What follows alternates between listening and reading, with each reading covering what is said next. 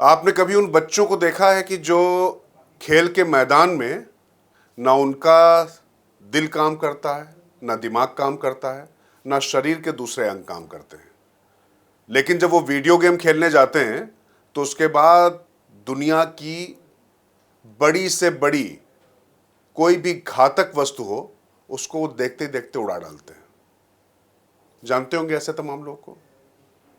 वो मनोरंजन है, चल सकता है, लेकिन जब देशों के बीच युद्ध होते हैं, उनके बीच में संघर्ष होता है, तो उसमें सेनाएं आमने सामने होती हैं और सेनाओं को जंग जमीन पर जीतनी होती है। वीडियो गेम नहीं होता है युद्ध। और मुझे लगता है कि पाकिस्तान जिस तरीके से उसका जन्म हुआ और वो लगातार एक कल्पना में जी रहा है, इस पूरे ऑपरेशन सिंदूर में हर तरीके से मुंह की खाने के बाद भी, लेकिन मैं बार बार जो बात कहता हूं कि बेशर्मी की इंतहा यह है कि शर्म तो महसूस करने की चीज होती है। उसको समझ में नहीं आता है कि उसके लोग पिट गए, उसकी सेना के लोग मारे गए, आतंकवादियों को बिना उनके घर में घुसने से भी ज्यादा घुसकर मारा। और जो तबाही पाकिस्तान में भारतीय सेनाओं ने अपने शौर्य और पराक्रम से फैलाई है, मचाई है, उसके निशान पाकिस्तान की जनता दुनिया के सामने दे रही है।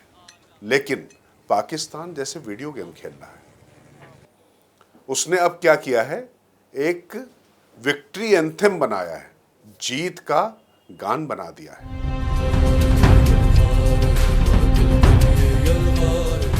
यलगार है, तैयार हैं। और उसमें जो उसने किया है, उससे पहले जरा थोड़ा सा रिकैप कर लेते हैं पिछले दिनों हुआ क्या। ये एक छोटा सा पहले वीडियो देख लीजिए। ऑपरेशन सिंदूर न्याय की अखंड प्रतिज्ञा है। 6 मई की देर रात, 7 मई की सुबह पूरी दुनिया ने इस प्रतिज्ञा को परिणाम में बदलते देखा।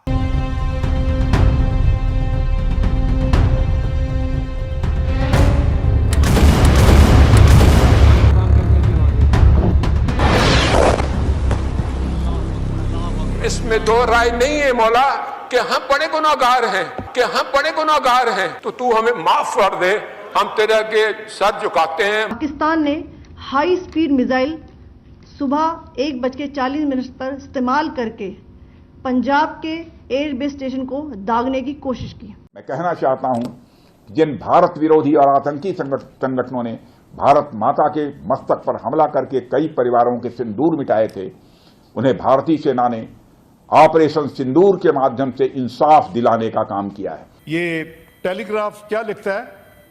Pakistan air force is undisputed king of the skies. अल्हम्दुलिल्लाह। अब मैं आपको पाकिस्तान की मिस इन्फॉर्मेशन कैंपेन के बारे में अवगत कराऊंगी।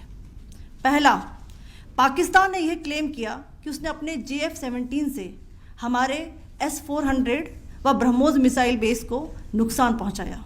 यह तस्वीर है उन आतंकवादियों का जिनका जनाजा निकला, और इस तस्वीर में मैं दिखाना चाहूंगा कि ये जो खड़ा है सामने व्यक्ति, इस व्यक्ति का नाम है, ये LET का कमांडर है, लश्कर तैयबा का कमांडर है, अब्दुल रऊफ। हमारी लड़ाई आतंकवाद और आतंकवादियों के खिलाफ थी।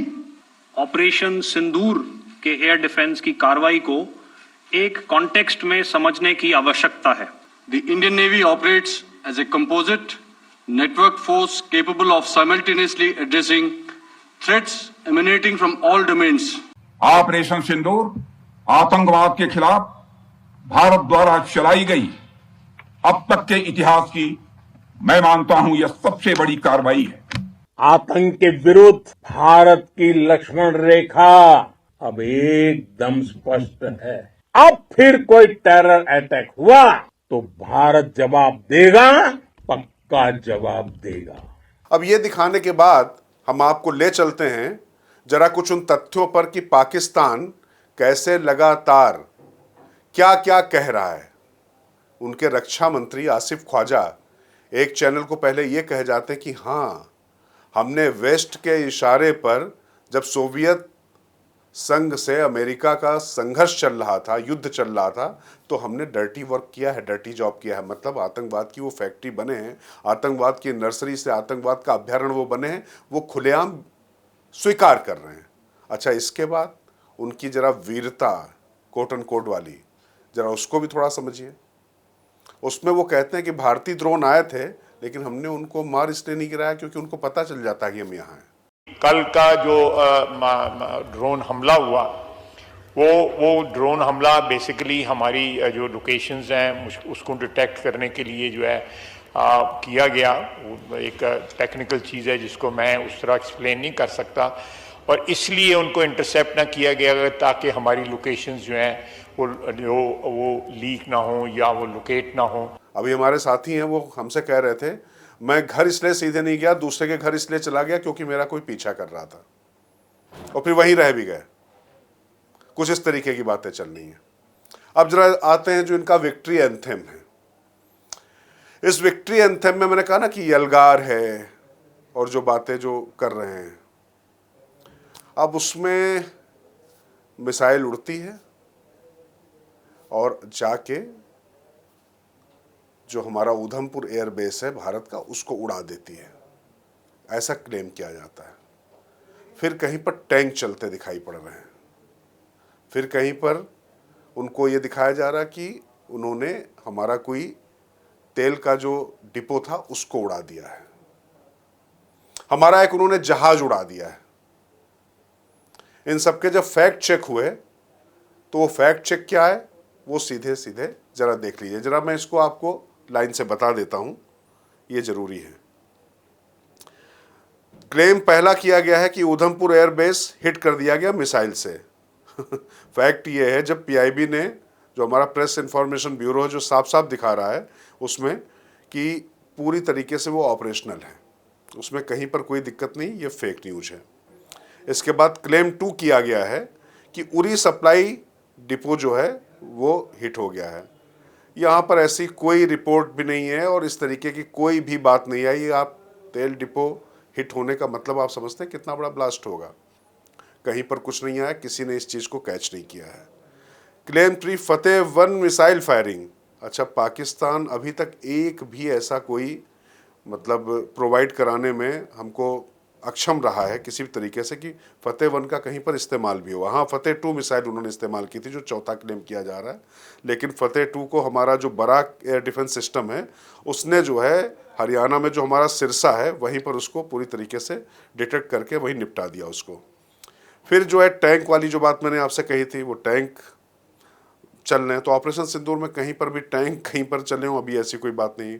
अच्छा, पाक नेवी की जो बात की गई, वो पाक नेवी तो अब हमने आपको पहले ही बताया था कि हम तो 31 नॉटिकल माइल पे बैठे हुए थे अरब महासागर में, तो अभी नेवी का तो मसला आया नहीं। नेवी का मसला आता तो कराची से लेकर पता नहीं कहीं कुछ बचता ही नहीं। तो इसलिए जो पाकिस्तान के, अच्छा और तो और जाने दीजिए कि जो ग्लोरीफाइंग कर रहे हैं अपने ड्रोन को कर रहे हैं, तो पाकिस्तानी ड्रोन जो है एक भी डैमेज करने में, भारत की ज़मीन पर जब वो आए हैं, तुर्की और चाइना मेड जो माल था वो कबाड़ बनकर ही आया है।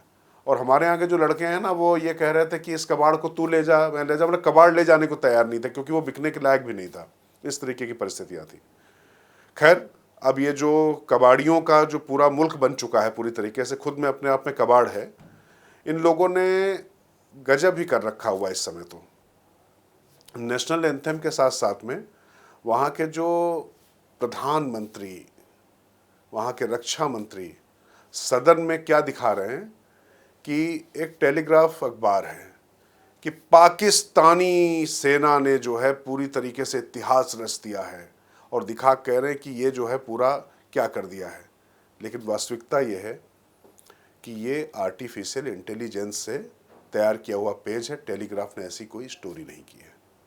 ये बताना आपको इसलिए ज़रूरी है, दिखाना इसलिए ज़रूरी है, और ये जो क्लेम उन्होंने किया वो भी सुन लीजिए, और उसके बाद ये जो आर्टिफिशियल इंटेलिजेंस वाला है इसको भी देख लीजिए। तो ये जो आप समझिए कि संसद के अंदर अपनी जब इस तरीके से झूठ बोल रहे हो और वहाँ के सीधे सीधे टॉप के लोग झूठ बोल रहे हैं, तो आप समझ सकते हैं कि जो प्रोपोगंडा वार के अलावा पाकिस्तान कहीं कुछ कर नहीं पाया, लेकिन धीरे धीरे उभर कर सारी चीज़ें सामने आ गई हैं। तो भाई अपनी हार को अगर आप जीत समझते हैं तो ऐसे ही आप जीतते रहिए, लेकिन कुल मिला के अगली बार आप जो है ध्यान रखिएगा, ये एंथम बनाने के लिए भी नक्शे पर नहीं होंगे। बहुत कुछ चल रहा है बलूचिस्तान में, खैबर पख्तूनवा में, और पानी रुक गया, पानी के लिए याचना कर रहे हो कि एक बार फिर से सोच लीजिए। नहीं सोचा जाएगा, जो कहना था वो कह दिया गया। बाकी जो है अब आप इसी तरीके से वीडियो गेम खेलकर खुश रहिए, हमारा इसमें पूरा आपको सहयोग है। आप वीडियो गेम खेलिए, कोई दिक्कत वाली बात नहीं। नमस्कार।